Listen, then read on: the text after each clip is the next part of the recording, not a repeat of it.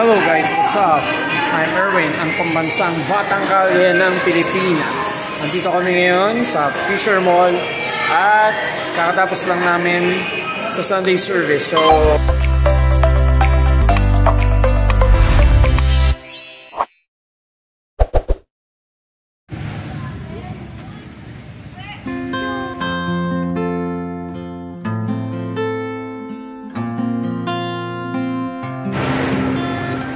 morning. Hello guys, what's up? It's Sunday today, so it's mall day. Mali. Hindi pala mall day. Today is Sunday, it's worship day. So, dito po kami ngayon sa mall. Nasa loob kasi ng mall yung church. So, magmamall kami. Magsi-church kami. Sorry. Kasama po ang aking family. The boys. Oy, the boys. DJ Eman. Tapos andun si ate at si mami nasa unahan. So ito, hangit lang kami sa escalator. Kala ko sino nakatingin, si Daniel Padilla yata. So yun nga today. So Eman, huwag ka kumain nun. Ito yung si Eman, naglalaro. Napagalitan siya. Okay. So, yun lang guys. Mamaya na ulit. Bye. Babe lang. There you go.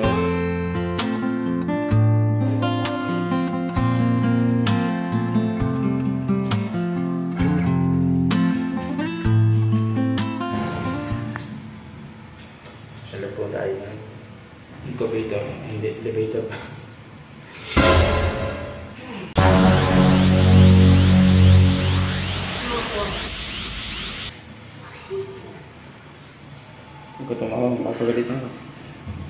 Yung tipong dinadivert mo yung sarili mo sa ibang bagay para huwag kang matawa, pero hindi ka nakatiis.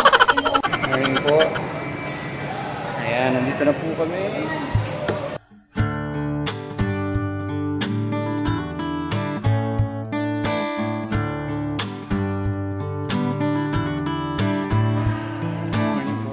Morning po.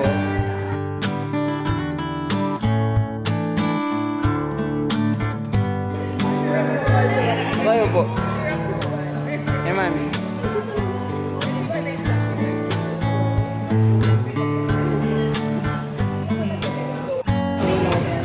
Hi guys, may maaga kami ngayon.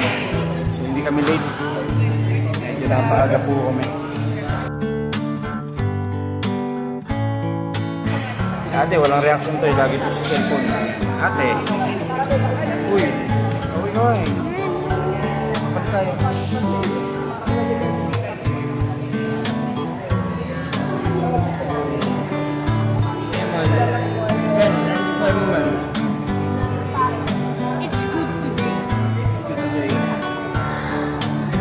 Mami, parang birthday na naman, pulang-pulang.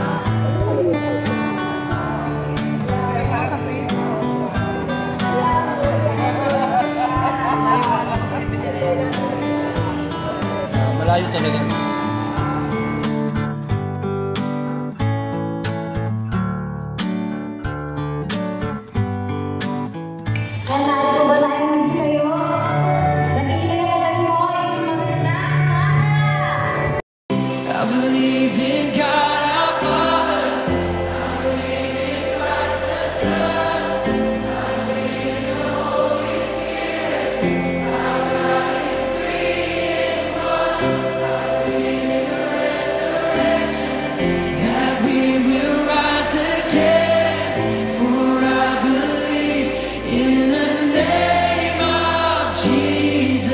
What's up po ang church? Ito na po.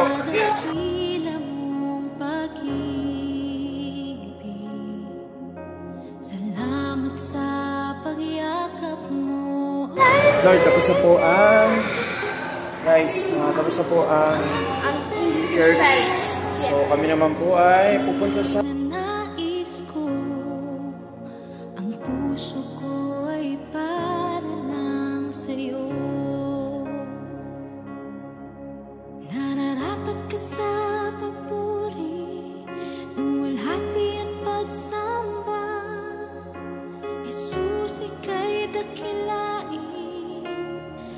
Ito kami ngayon sa Fisher Mall at kakatapos lang namin sa Sunday service. So, kasama ko si Eman makulit. There you go, Eman and EJ. There with my wifey and Ate Sam. So, ate, nasan ka na? Ayan si ate, nagsiselfone habang nasa mall. Medyo mataas ang hagdan. Lalakarin natin, walang escalator. Ayan, para tayo, walang escalator. So, ako tayo. Hagdan. Eman, kaya mo ba ba, Eman? Si mami mukhang bumibigay na yung tuhod. Buti na lang, wala akong rayuma. Ayan, there you go. Dito na tayo sa taas. Yes, taas na.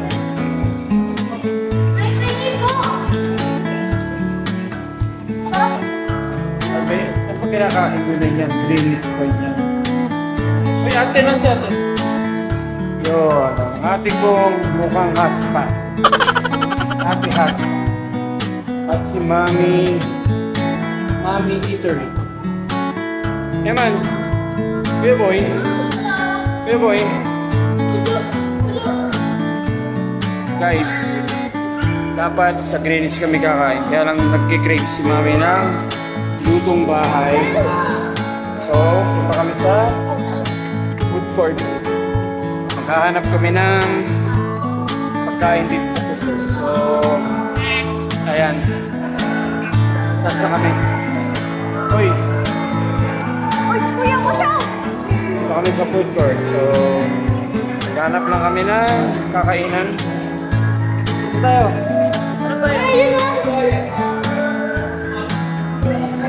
Ayan po, or chicken. So yung isa kong anak ayun, nakapwesto na. Si Evan. Ano? Or chicken. Masarap naman dito kaya lang ayaw nila. Baka daw magkapakpakan namin. Isang linggo na kami kumakain ng manok. Ano? Saan tayo? Saan?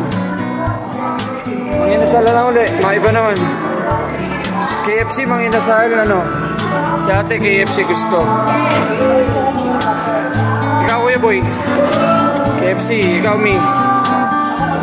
Manginasal, o. Iwaiwalay kami ng kakainan. Si Eman, Jollibee gusto niyan. Si Eman. Ayan. Eman, anong gusto mo? Ay, Master Siomay na lang. Eman. So, pinakamatipid si Eman, Master Siomay. Yun. Guys, dahil wala kaming makainan dahil Kuya Boy, ang gusto ni Kuya Boy ay KFC. Nasa si mami mo? Yan, dami aso. Yan, nakakita ng aso. Ito, matipid si Eman. Si Eman, siomay lang, okay lang. Ano, saan tayo? Ayan guys, maghanap muna kami ng kakainan. Okay, mamaya na ulit. Bye-bye! Ano ate Sam? Ate! Ayan, bababa kami. Wala kami makainan. So, hanap tayo ng iba.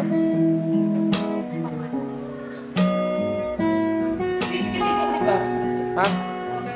Meron, wala. Wala lang yung pataas. So yun, mag-elevator na lang kami kasi wala makainan. Ako karinderya lang, pwede na. Si Eman matipid kasi si Eman siomay lang daw Eman. Ayan, showing na. Inside out. Inside out. White face. Daddy long leg. Hindi pala daddy long legs. Speakable meme. Gusto namin yung Eman ngayon. Yun guys, gusto nila manood ng sine. Pero ako, ang gusto ko talaga ay Marcambo ni Rudy Fernandez. Tawag sa dyan ako. Ay, naihipo. Ha? Nagbaba na. Nahihina, hindi ko kaya. Kaya mo yun. Paano eh, Maniwala ka lang, kaya mo yun. Hindi, paano pag ano na lang? Pababa na ako, babae, ano, may Malapit na. CR. Pag baba mo, may CR na. Meron yun sa tukok. So finally, sa KFC kami kumain at ang nasunod ay si Ate Sam. Alam nyo guys, nakaka-excite talaga kasi every week may banding kaming family, may pera man o wala. Nakaka-amaze lang talaga kasi simula nung buong family kami naglilingkod kay Lord ay patuloy ang blessings na pumapasok sa amin. Kailangan talaga magkaroon ka ng commitment kay Lord. Ang isang bagay na natutunan ko, kung magbibigay ka ng oras kay Lord, huwag yung extra ng oras mo lang, kundi bigay mo sa Kanya yung oras na nararapat para sa Kanya. Gaano ka man kabisi sa iyong trabaho, huwag mo kakalimutan yung nagbigay sa iyo ng trabaho at nagbigay sa iyo ng blessings. Paano? See you on my next vlog. Peace.